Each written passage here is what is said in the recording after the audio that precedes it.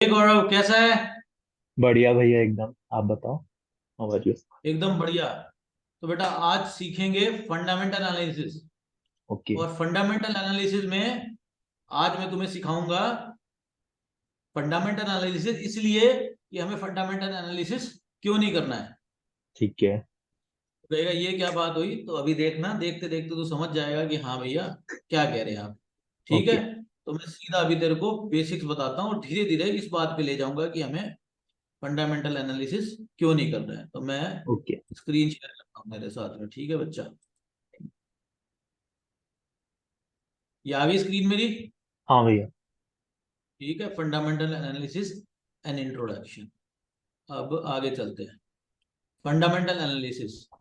Fundamental analysis is the cornerstone of investing. In fact, some would say that you aren't investing if you aren't performing fundamental analysis because the subject is so broad. However, it is tough to know where to start. There are an endless number of investment strategies that are very different from each other, yet almost all use the fundamentals. What is fundamental analysis? इसको समझ लिया अच्छे से। What is fundamental analysis? The biggest part of fundamental analysis involved delving into the financial statement, also known as quantitative analysis. This involves looking at revenue, expenses, assets, liabilities, and all the other financial aspects of the company. Fundamental analysis also look at this information to gain insight on a company's future performance. But there is more than just number crunching when it comes to analyzing a company. This is where qualitative analysis comes in, the breakdown of all the intangible, difficult to measure aspects of a company. Fundamental analysis serves to answer questions such as: is the company revenue growing? Is it actually making a profit? Is it strong enough position to beat out its competition in the future? Is it able to repay its debts? Is management trying to cook the books? मतलब कोई cheating तो नहीं कर रहा, management fair तो है ना।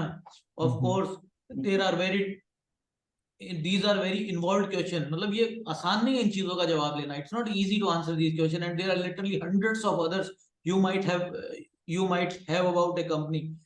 It it all really boils down to one question: is the company's stock a good investment? Think of fundamental analysis as a toolbox to help you answer this question. So हमारे सामने question क्या है कि इस share में हमें invest करना है या नहीं करना है, ये हमारे पास ओके। क्वेश्चन है।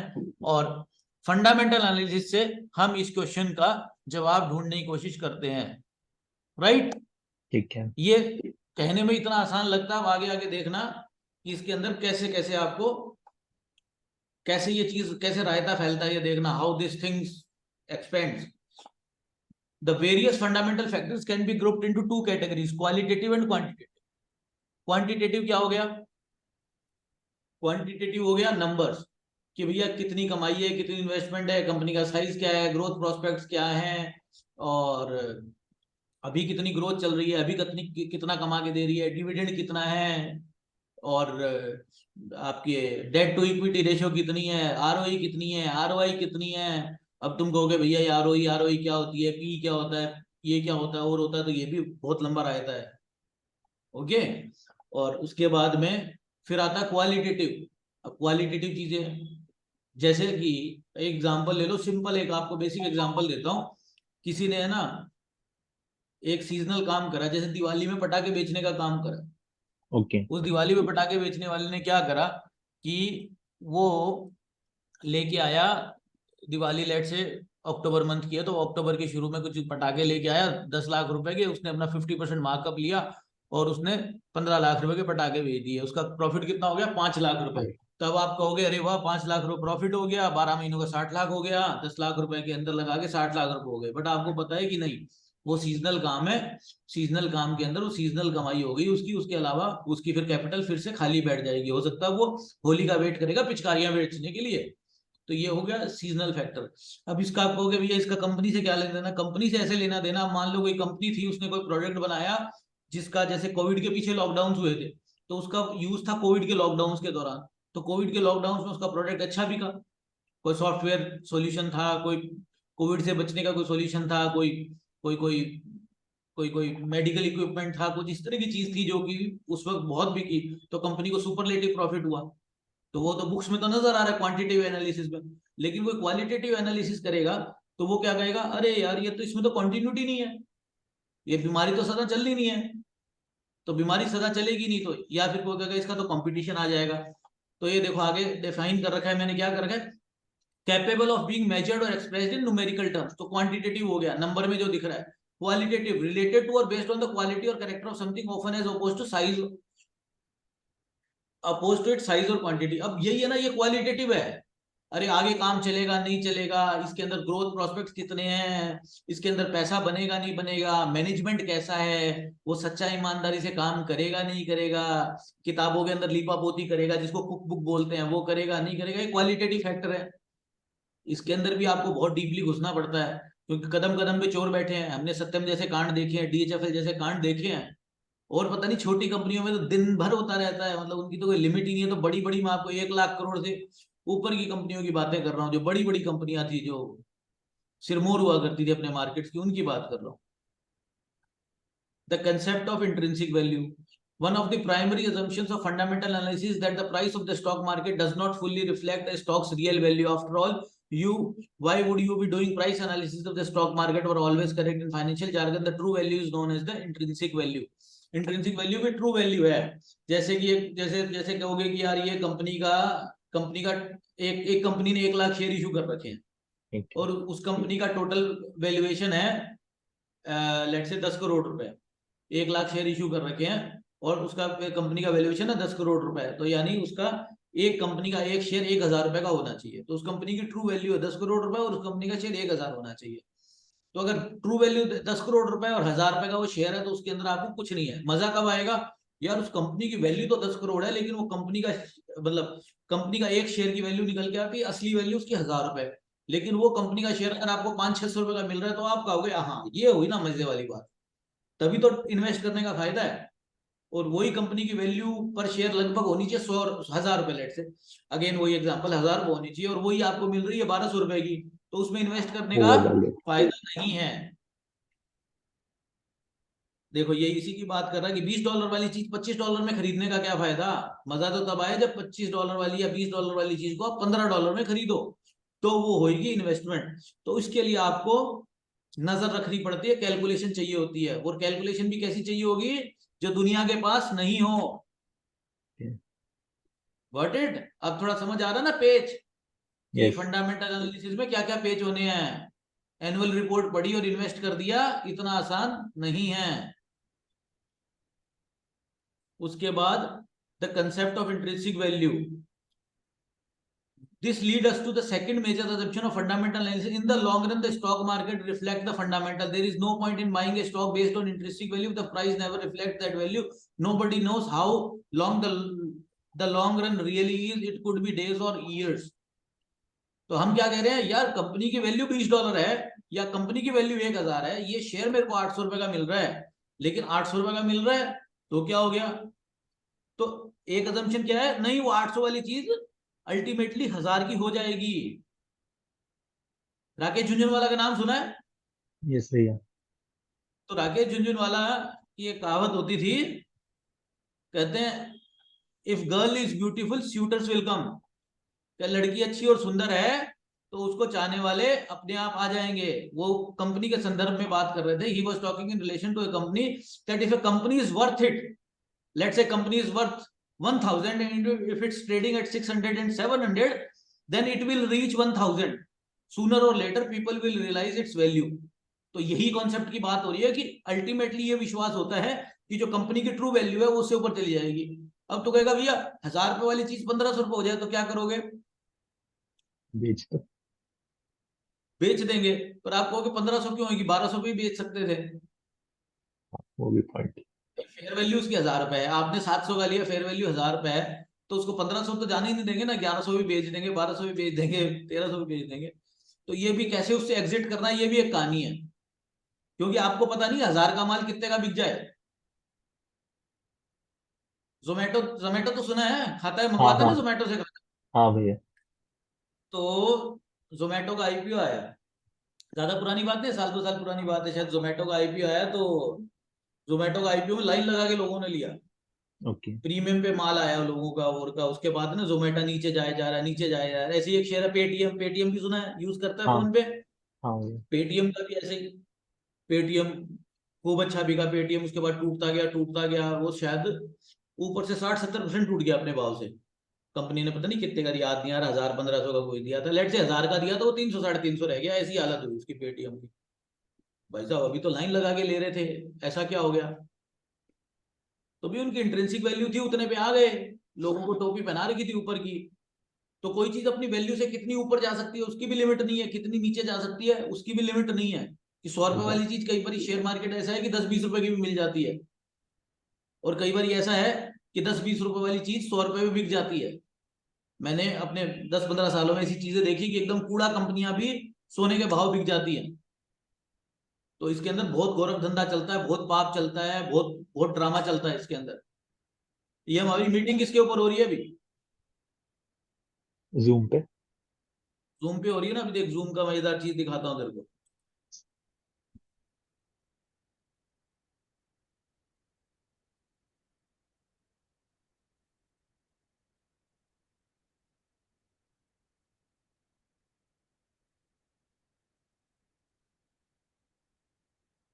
ठीक है, अभी देख एक स्क्रीन शेयर करता हूँ मैं, ये वाली रोक के एक बारी।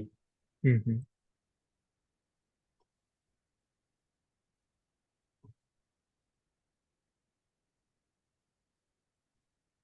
ठीक है बेटा। हाँ।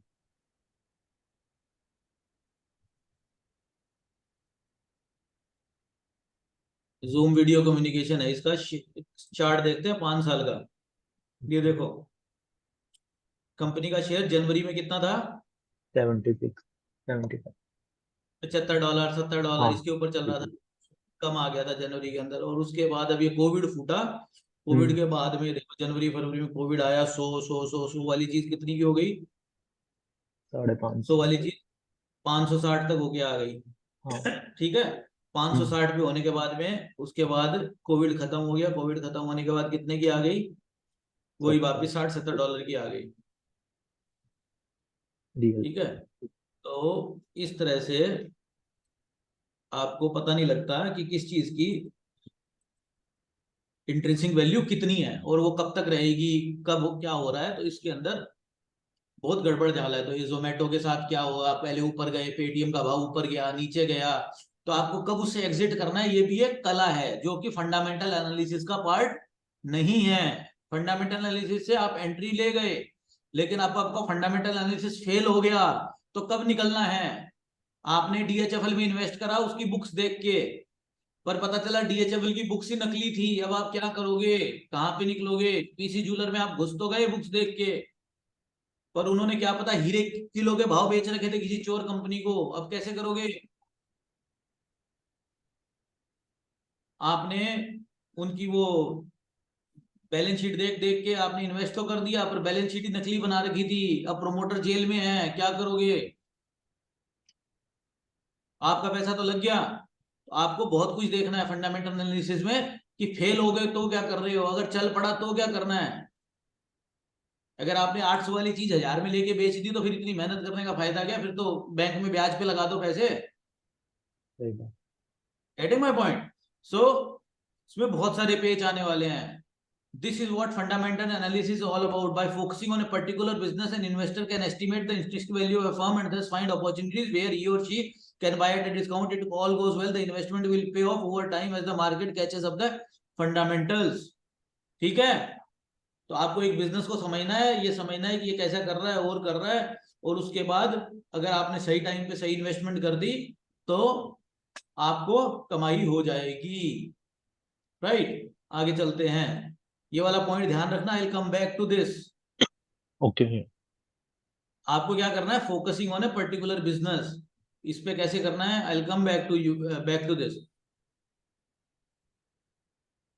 अब देखो आपको कितना पेज है। You don't know if your estimated intrinsic value is correct.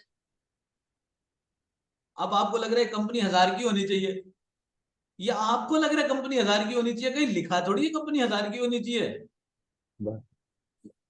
Company तो उतने की है जितने का शेयर का रेट चल रहा है। वो तो आपको लग रहा है कि नहीं इसका रेट 700 चल रहा है, ये वैल्यू 1000 है या 1200 है 1500 है, वो आपके दिमाग की उपज है।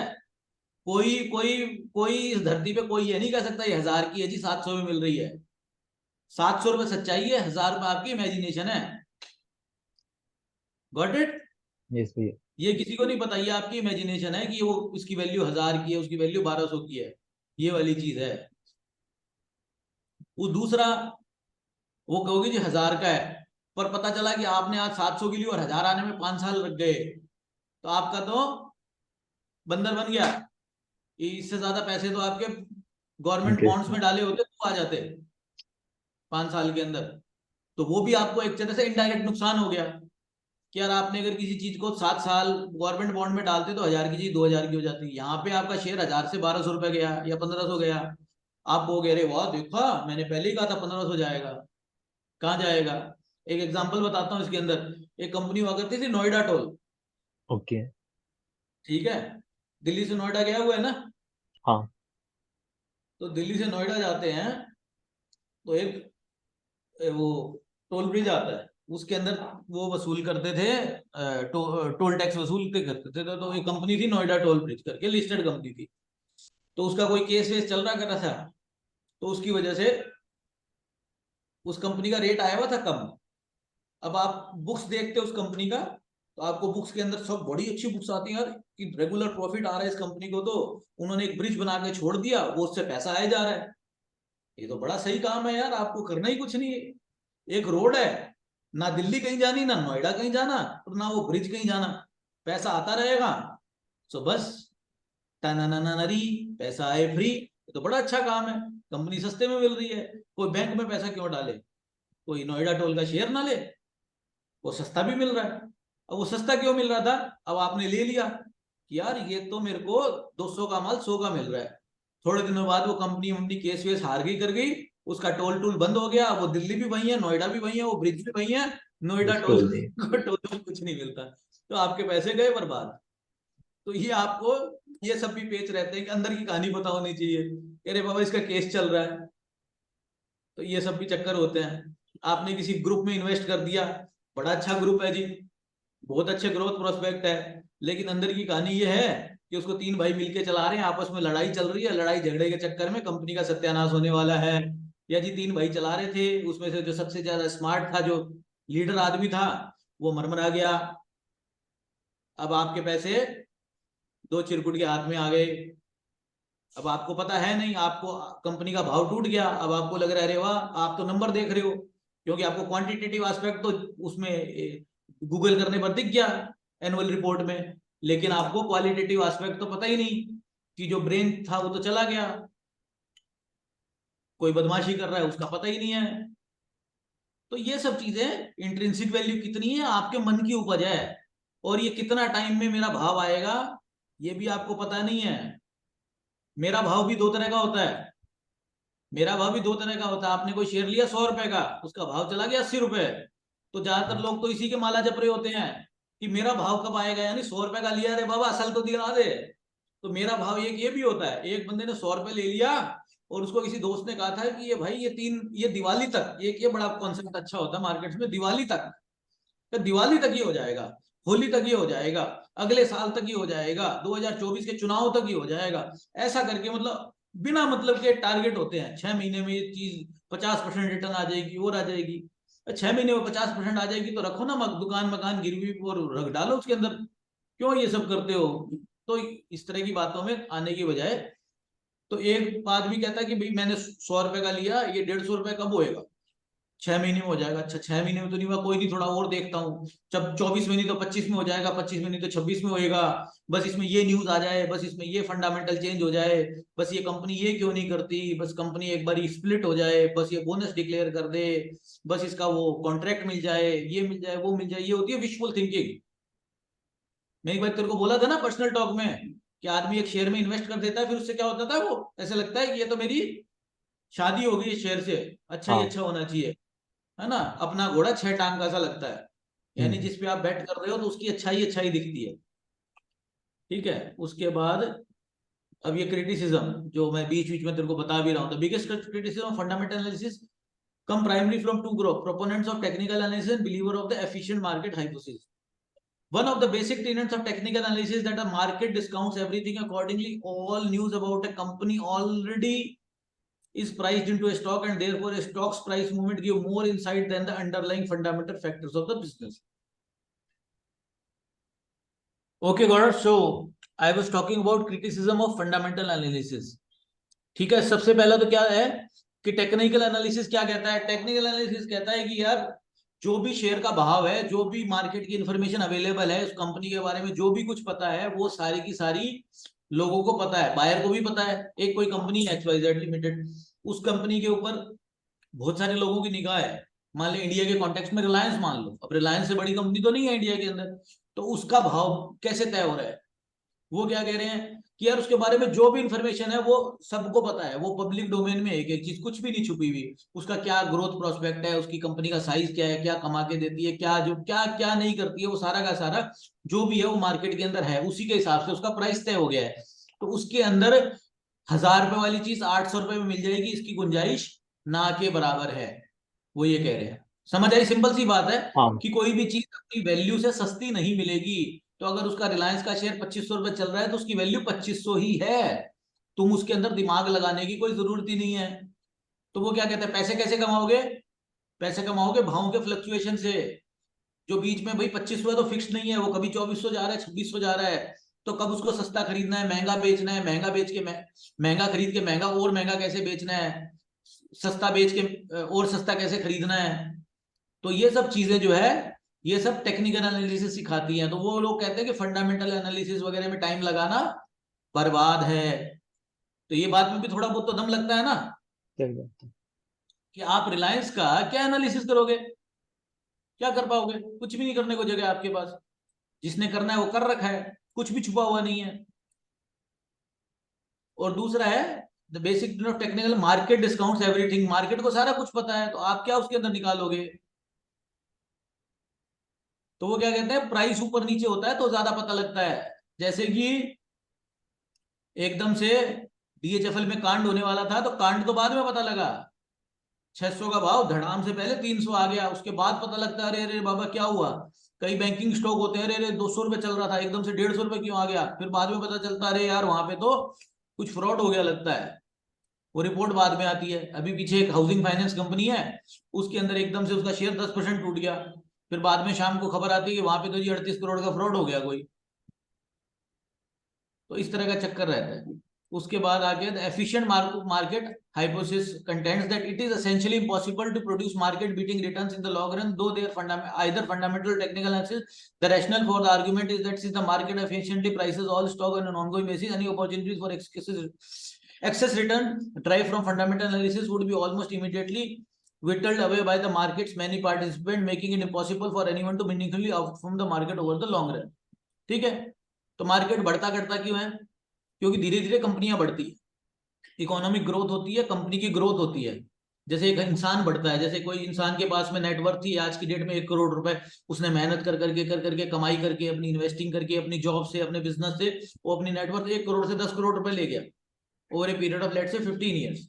तो इसी तरह से कंपनी भी ऐसे ही करती है। कंपनी वो काम कर रही है, हर साल 100 करोड़ कमाती है, 100 करोड़ में से 20 करोड़ डिविडेंड में बांट दिया, 50 करोड़ डिविडेंड में बांट दिया, 50 करोड़ वापस बिजनेस में डाला, बिजनेस थोड़ा ग्रो करा, इस साल 100 करोड़ कमाया, अगले साल 125 करोड़ कमाया, 150 करोड़ कमाया, ऐसे करते करते करते हो सकता है 10 साल बाद में वो 500 करोड़ रुपए पर एनम कमाने लग जाए। तो ये क्या हुआ, एक ये नॉर्मल ग्रोथ हुई। तो उस कंपनी में आपने अगर शेयर इन्वेस्ट किया है आज की डेट में, तो 10 साल बाद में उस शेयर का रेट लॉजिकली रेट हाई होना चाहिए। तो ये हुआ मार्केट का रिटर्न। तो ऐसे सोचो कि सैकड़ों कंपनियां हैं, कोई वहीं की वहीं रह गई, कोई बढ़ गई, कोई थोड़ा नीचे आ गई, कोई खत्म हो गई, कोई 10 गुना बढ़ गई। तो वो उनका टोटल क्या हो गया, उनका टोटल हो गया मार्केट रिटर्न। तो वो क्या कह रहे हैं कि यार इन सब चीजों में टेक्निकल फंडामेंटल में कुछ रखा नहीं है, जो भी कुछ होना है मार्केट में प्राइस्ड इन हो चुका होता है। तो ये एक क्रिटिसिज्म है। तो इनकी बातों में भी थोड़ा थोड़ा दम है कि यार इतनी सब मेहनत करके भी आप मार्केट को बीट नहीं कर सकते, तो फिर क्या फायदा। तो इस तो इन दोनों पॉइंट पे मैं आऊंगा। इसके ऊपर भी आऊंगा कि ये जो आप कह रहे हो कि मार्केट को आप बीट नहीं कर सकते, तो उसका क्या इलाज है। ठीक है? और ये फंडामेंटल एनालिसिस हमें क्यों नहीं करना है, ये भी मैं आपको क्लियरली धीरे धीरे अभी बताने जा रहा हूं। ठीक है? अब ओके। आगे चलते हैं, मैं आपको एक और चीज शेयर करने वाला हूं। Okay Gaurav, now you see my screen. Yes भैया। ठीक है, तो बेटा देख अब ध्यान से सुन। अब आपको एक इमेजिन करो, इमेजिनरी एक आप इन्वेस्टर बन जाते हैं अपने। ठीक है? ठीक है। इन्वेस्टर तू बनेगा, मैं बनूं? हाँ मैं बन जाता हूँ। ठीक है, आप इन्वेस्टर बन गए, अब आपके पास में 1 करोड़ रुपए है। ठीक है? ओके। अब आपको इन्वेस्ट करने हैं, ठीक है। आप ये मानो कि आपके पास, आप कोई डॉक्टर हो, आपकी क्लिनिक क्लिनिक मस्त चल रही है, आपने 1 करोड़ रुपए अरेंज अर्न कर लिया, अब आपको इन्वेस्ट करना है, ठीक है। ठीक है। अब आपको इन्वेस्ट करने के लिए आप कैसे करोगे? अब आप तब आगे देखूंगा चलते हैं, उसकी। ओके। आप थोड़ा आगे चलते हैं। अब आपको, आपका डोमेन क्या हो गया? डॉक्टर हूँ आपका मैं डोमेन तो। मेडिकल प्रोफेशनल हो आप, तो आपका डोमेन थोड़ा सा हो गया कि आप, आपने फार्मासिस्ट। लुपिन के बारे में सुन रखा होगा, आपने डॉक्टर रेड्डी के बारे में सुन रखा होगा, इन दवाइयों की कंपनियों के बारे में, आपने थोड़े बहुत हॉस्पिटल के शेयरों के बारे में सुन रखा होगा, प्रॉब्ली अपोलो हॉस्पिटल के बारे में आपको पता होगा, आपको डॉक्टर लाल पाथलैब के बारे में पता होगा, आपको मेट्रोपोलिस के बारे में पता होगा। तो ये कुछ एक फार्मा सेक्टर की आपको कंपनियों के बारे में कुछ पता होगा। तो आपको किसी आपके डॉक्टर फ्रेंड ने बोला कि गौरव ऐसा करते हैं, doctor Gaurav, let's do one thing, this Lupin company looks good, and whatever that I know about reading this annual report. So I saw the financials, and this is showing good profitability. The company is growing over the last 5-7 years. So let's invest in this. So आपने कहा यार good idea. आप घर में गए और आपने भी वो गूगल से डाउनलोड करी annual report Lupin, and last 5 साल की कर ली, आपने भी पढ़ा करा। You are a doctor, you are very smart chap, good brains you have, so you are able to decipher कि यार ये तो कंपनी बढ़िया है, हर साल इसका प्रॉफिटेबिलिटी बढ़ती जा रही है, पर शेयर प्रॉफिट जिसको ईपीएस बोलते हैं, अर्निंग पर शेयर, तो पर शेयर प्रॉफिट भी बढ़ रहा है इसका, तो इसका मतलब इसमें इन्वेस्ट कर देता हूँ, क्या बुराई है, मेरे को तो पैसा इन्वेस्ट करना ही है, I am already looking for a company to invest, so let's invest in this. So आपने इन्वेस्ट कर दिया। कोई इस अप्रोच में मोटा मोटी दिक्कत लगती है? नहीं। आपने, आपको किसी डॉक्टर फ्रेंड ने बोला, हम्म। किसके बारे में बोला? लुपिन जैसी कंपनी के बारे में बोला, जिसको आपने भी सुन रखा है, जेन्युइन कंपनी है, दवाइयां बनाती है, बेचती है। आपने इन अनइन्फॉर्म डिसीजन नहीं लिया, आप बड़े समझदार हो, आपने गए, आपने पिछले 5 साल की एनुअल रिपोर्ट देखी, और उस बेसिस के ऊपर आपने लुपिन के अंदर इन्वेस्ट कर दिया। बिल्कुल सही चीज है, क्या बुराई है, हाँ। एकदम बढ़िया हाँ। इन्फॉर्म तरीका है। लेकिन एक्चुअली, एक्चुअली अब तू ना असली का डॉक्टर है ना असली का भी इन्वेस्टर है, तो ये बात एक्चुअली हुई एकदम बेवकूफी वाली। ओके। तो कहेगा भैया ये कैसे, ये तो सही था, उसने गलत क्या करा? हाँ हाँ। अच्छी बढ़ती कंपनी के अंदर, ग्रोइंग कंपनी में इन्वेस्ट करा है अपना पैसा, तो कहाँ दिक्कत है? और उसी डोमेन में करा जहां उसकी समझ है, और किसी समझदार आदमी ने उसको बताया है, तो कहाँ बुराई हुई इसके अंदर, राइट? अब आपको सोचो, कितने सारे सवाल हैं कि आपको तो 1 करोड़ रुपया था, अब आपको डॉक्टर गौरव को 1 करोड़ में से कितने उसमें से पैसे ल्यूपिन में डालने, इसका कोई जवाब नहीं है। पूरा हम्म। 1 करोड़ डालना है, 50 लाख डालना है, 10 लाख डालना है, 5 लाख डालना है, ये पता नहीं। डालना है नहीं डालना तो अभी आऊंगा, मतलब डालना भी है तो कितना डालना है, अब आते हैं कि डालना है नहीं डालना है। यार अब मेरे को कई सारे एनालिसिस चाहिए, कि मेरे को, मैंने डिसाइड कर लिया कि 10 लाख रुपए डालना है, अपने 1 करोड़ में से 10 लाख रुपए मेरे को एक कंपनी में, फार्मा की कंपनी में डालना है। अरे फार्मा की कंपनी में डालना, मेरे को लुपिन में क्यों डालना है? सही बात। डॉक्टर रेड्डी भी तो ऑप्शन है, मैनकाइंड फार्मा भी तो ऑप्शन है, सन फार्मा भी तो ऑप्शन है, और फार्मा भी तो ऑप्शन है। कितनी सारी फार्मा की कंपनियां हैं लिस्टेड, छोटी बड़ी है तो मैं आपको बड़े बड़े नाम बता रहा हूँ, बहुत सारे छोटे मोटे काम है, एक नाम की है, उसके अंदर अलग अलग तरह की दवाइयां बना रही है, कोई एपीआई बना रही है, कोई एंड यूजर प्रोडक्ट बना रही है, कोई कोई कोई स्पेशलिटी केमिकल्स बना रही है, मतलब फार्मा से रिलेटेड, ये वो करके पता नहीं कितनी बड़ी फील्ड है, उसमें भी अलग अलग प्रोस्पेक्ट है हर कंपनी का। तो अब आप कहोगे भैया, तो इसका मतलब सारी कंपनियां पढ़नी पड़ेगी क्या? पढ़नी चाहिए। आपका 10 लाख रुपए है, आप, अब डॉक्टर गौरव 500-500 रुपए में मरीज को देखता है, तब जाके वो 10 लाख रुपए कमाता है, कितने मरीजों को देखने कमाता है, तो अपना 10 लाख रुपए इन्वेस्ट करना है उसको, तो उसको तो बहुत ध्यान से इन्वेस्ट करना चाहिए। तो उसको 10 कंपनियां, 20 कंपनियां तो कम से कम पढ़नी चाहिए, तो आपको 20 कंपनियां पढ़नी पड़ेगी। पर wait wait wait wait wait, 20 कंपनियों से भी बात नहीं बनेगी। अरे मेरा 10 लाख रुपए में लुपिन या डॉक्टर रेड्डी ये इन सब में क्यों करूं? अब मैंने जब फैसला कर ही लिया है कि मेरे को 10 लाख रुपए अपना इन्वेस्ट करना है, तो पहले मैं ये तो देख लूं कि फार्मा कंपनियों में इन्वेस्ट करने में फायदा है या नहीं है।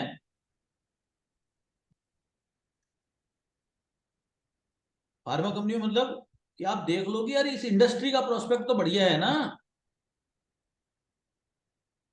कुछ तो बेसिस होगा उसके लिए। जैसे आपने कोई केमिकल कंपनियों में डालना है, इंडस्ट्री में डालना है, ऑटोमोबाइल में डालना है, अलग अलग आपने कोई हाँ इंडस्ट्रियल में डालना है, कोई डिफेंस में डालना है, कोई टेक्नोलॉजी में डालना है, तो आप देख तो लो कि उसके लिए टाइमिंग तो बढ़िया है ना, उसका ग्रोइंग फेज है या श्रिंकिंग फेज है। उस इंडस्ट्री के लिए तो आप ओवरऑल माहौल देखो कि ओवरऑल माहौल उस इंडस्ट्री का कैसा है, तभी तो डालोगे पैसा। हर इंडस्ट्री तो ग्रो नहीं करती। अगर ओवरऑल इकोनॉमिक इंडस्ट्रियल ग्रोथ 10% है लेट से, तो वो तो एवरेज है ना। कोई कंपनी इंडस्ट्री 2% से ग्रो कर रही है, कोई इंडस्ट्री 50% से भी ग्रो कर रही होगी, कोई कोई इंडस्ट्री तो श्रिंक भी कर रही होगी। अब आपने गलती से गलत टाइम पे इंडस्ट्री चूज कर ली। कई इंडस्ट्रियां साइक्लिकल होती है, हमने बात करी थी ना, हाँ ऊपर से नीचे नीचे से ऊपर जाती रहती है उनके, मतलब जैसे सीमेंट इंडस्ट्री होती है, पहले कैपेसिटी बिल्ड हो जाती है, फिर डिमांड आती है, उसके बाद वो कैपेसिटी बिल्ड करते रहते हैं, फिर एकदम से डिमांड कम होती है लेकिन कैपेसिटी बहुत ज्यादा आ जाती है, तो कंपनियां फिर धीरे धीरे श्रिंक, वो डिमांड कम होने से फिर ग्रोथ कम हो जाती है, फिर वापस ग्रोथ आती है, तो ग्रोथ के फिर बाद फिर वो अपनी कैपेसिटी इंक्रीज करते हैं। तो उनके बीच में लैग होता है, मतलब डिमांड पहले आती है तो कैपेसिटी बाद में इंक्रीज होती है, कैपेसिटी इंक्रीज होने के बाद डिमांड कम हो जाती है, तो फिर एक लैग आता है। तो इस तरह से इन कंपनियों का ऊपर नीचे होता है। स्टील भी ऐसी इसी तरह की चीजें ऑब्जर्व करता है पिछले 50-100 सालों में, कि इनके अंदर साइक्लिकल फ्लक्चुएशन होती है। ऑल्दो ग्रो करती है नेट नेट, लेकिन ऊपर नीचे होता है। तो आप साइकिल कैसे कर रहे हो? फार्मा भी वैसे ही हुआ। फार्मा का ही लगा था 10 साल पहले, फार्मा इंडस्ट्री का बहुत अच्छा रिटर्न आया था, फार्मा इंडस्ट्री ने 10 साल पहले दिया था। उसके बाद एकदम से फार्मा इंडस्ट्री के वैल्यूएशन इतने ज्यादा हाई हो गए कि धीरे धीरे कंपनियां वहीं की वहीं पड़ी रही। इंडस्ट्री सब बढ़िया है, कमा रही है, सब कुछ कर रही है, लेकिन शेयरों के भाव कहीं नहीं गए। तो आपको वो भी देखना पड़ता है। अब आपको क्या करना पड़ेगा? पहले मैंने क्या बताया था कि 20 कंपनियों का कंपैरिजन भी करना पड़ेगा आपको। अब आपको पता है कि आप तो डॉक्टर हो, आप तो डॉक्टर डॉक्टर रेड्डी की, सन फार्मा की दवाइयां तो लिख रहे थे, लेकिन अब आप उन कंपनियों की बैलेंस शीटें पढ़ रहे हो। अब आपको स्पेशलिटी केमिकल्स की कंपनियां हैं, मेरे को भी बहुत ज्यादा नहीं पता, लेकिन जैसे एक दो कंपनियों के नाम है, वो एपीआई बना रही है, कोई कोई अलग से कोई केमिकल बना रही है, कोई इंग्रेडिएंट बना रही है खाली, या कुछ पर्टिकुलर उनका रोल है, वो काम कर रही है। जैसे कई होती है खाली मेडिकल इक्विपमेंट बना रही है, तो आप उसका आपको रायता बहुत ज्यादा फैल जाता है, वो डोमेन बहुत बड़ा हो जाता है। तो आप एक से चीज दूसरी चीज करते हो, फिर उसके बाद क्या होता है, आपको उस बिजनेस के अंदर इन डेप्थ समझ होनी चाहिए, उस बिजनेस मॉडल की इन डेप्थ समझ होनी चाहिए कि यार ये चक्कर क्या है। अमेरिका दवाइयां बेचते हैं, वहां का वो जो उनका एफडीए है वो तरह तरह की रेस्ट्रिक्शंस लगाता है, कभी कुछ लगाता है, वो क्या रिस्क इन्वॉल्व है, कोई अंदर की कहानी तो नहीं है।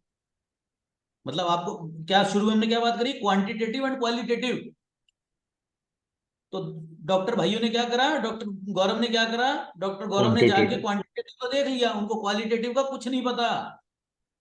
अब उनको क्या पता कि यार इसके ऊपर तो यूएस एफडीए ने कुछ रेस्ट्रिक्शंस लगा दी हैं अभी अभी, तो ये जो प्रॉफिट पिछले साल आया वो अगले साल नहीं आएगा। नहीं आएगा। उनको क्या पता कि कंपनी का वैल्यूएशन सही है या नहीं है, कुछ अंदर की कहानी ऐसी हुई हुई है वो उनको पता ही नहीं है। न्यूज में आई थी, उनका ध्यान नहीं गया। बहुत सारी अंदर की खबरें न्यूज में भी नहीं आती, बहुत सारी खबरें न्यूज में पब्लिश ही नहीं होती, या पब्लिश होती है तो आपको समझ नहीं आती। तो ये सब भी बहुत फंडे हैं।